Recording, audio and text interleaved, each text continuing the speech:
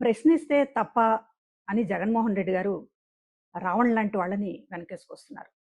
అంతకుముందు అనేక మంది అరాచక శక్తుల్ని, అసాంఘిక శక్తులని సమర్థిస్తూ మాట్లాడారు. సోషల్ మీడియాలో ఇష్టానుసారం మాట్లాడినటువంటి, చివరికి తన సొంత చెల్లి మీద కూడా ఇష్టానుసారం మాట్లాడినటువంటి వర రవీంద్రరెడ్డి అనేటటువంటి వాడు చేసిన తప్పేంటి అని జగన్మోహన్ రెడ్డి గారు విలేకరుల సమావేశంలోనే ముక్తాయించారు. ఇప్పుడు ప్రశ్నిస్తే తప్పేంటి అని అడుగుతున్నారు. దీన్ని ప్రశ్నించడం అంటారా? జగన్మోహన్ రెడ్డి గారు ఆలోచించాలి. ప్రశ్నించడం అంటే ఏంటి? మీ ఎదురుగా నిలబడి మీ తప్పుల్ని చాలా మర్యాదగా ఎత్తి చూపినా కూడా, ప్రశ్నించినా కూడా భరించలేరే జగన్మోహన్ రెడ్డి గారు. మరి ఈరోజు ప్రశ్నించడం అనే పేరు మీద ఆ కొడక ఈ కొడక అనేటటువంటి పచ్చి బూతులు మాట్లాడుతూ ఉంటే దాన్ని సమర్థించాలి అని అంటే ఇది ఒక రాజకీయ పార్టీగా కొత్తగా ఏర్పడినటువంటి రాష్ట్రానికి ఇస్తున్నటువంటి సందేశం ఏమిటి? ఎందుకు మీరు అరాచక శక్తుల్ని నమ్ముకుంటున్నారు? పదే పదే నేరస్తుల్ని పరామర్శిస్తారు. రౌడీ షీటర్ల ఇంటికి వెళ్ళి వాళ్ళని ఒక హీరోలుగా చిత్రీకరిస్తారు. అసలు ఏంటి, మీరు ఏం ఆశిస్తున్నారు అనేటటువంటిది ఈరోజు రాష్ట్ర ప్రజల ముందు ఉన్నటువంటి ఒక ప్రశ్న. ఎందుకు ఇష్టానుసారం మాట్లాడేటటువంటి వాళ్ళని, అశాంతి, అరాజకం పెంచి పోషిస్తున్నటువంటి వాళ్ళని సమర్థిస్తున్నారు జగన్మోహన్ రెడ్డి గారు అనేటటువంటి అర్థం కానటువంటి ప్రశ్న. ఇవాళ ఆయన ఒక పెద్ద కుట్రదారుడు అనేటటువంటిది చాలా విషయాల్లో బయటపడుతోంది.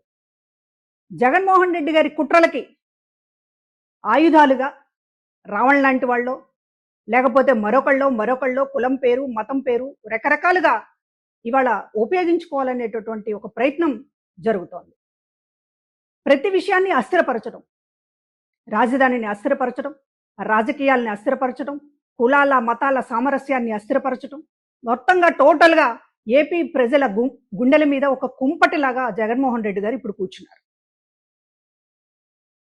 జగన్మోహన్ రెడ్డి గారు అంబేద్కరిజం అయినా, కమ్యూనిజం అయినా, ఇప్పుడు తాజాగా హిందూయిజాన్ని అయినా, దేన్నైనా ఏ ఇజాన్నైనా సరే తన ఫ్యాక్షనిజానికి బ్రహ్మాండంగా వాడుకుంటాడనేటటువంటిది పదే రుజువు చేస్తున్నటువంటి విషయం.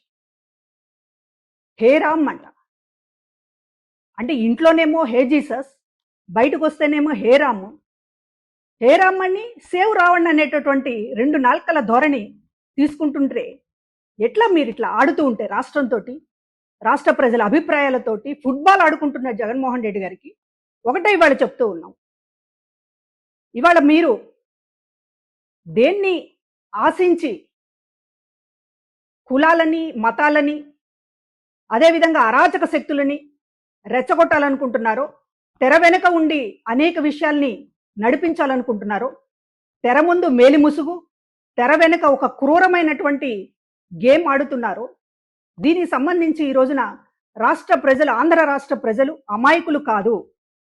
గత ఎన్నికల్లో ఇచ్చినటువంటి తీర్పుని దృష్టిలో పెట్టుకునైనా సరే హుందాగా వ్యవహరించాల్సినటువంటి బాధ్యత ఉంది, నేర్చుకోవాల్సినటువంటి బాధ్యత ఉంది.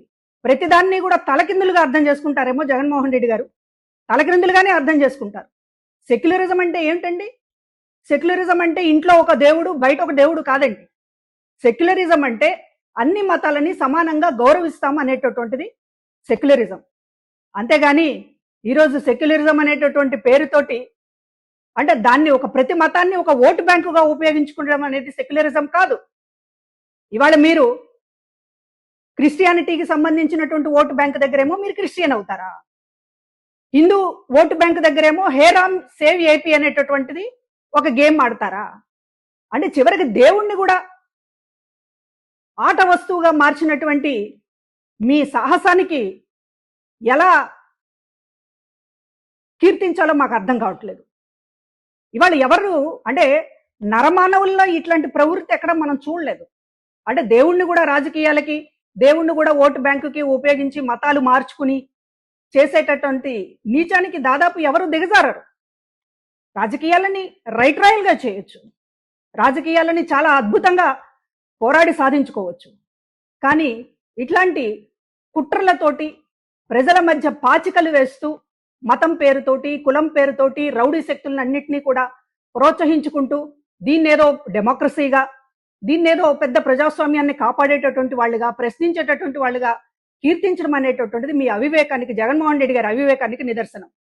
పోలీస్ యంత్రాంగం మీద మాట్లాడుతూ ఉన్నారు. ఈ రోజున పోలీస్ యంత్రాంగం భ్రష్టు పట్టిపోయింది ఈ కూటమి ప్రభుత్వంలో అని మాట్లాడుతున్నారు. నాయనా, ఈ పోలీసు పరపతిని పోగొట్టింది మీరు.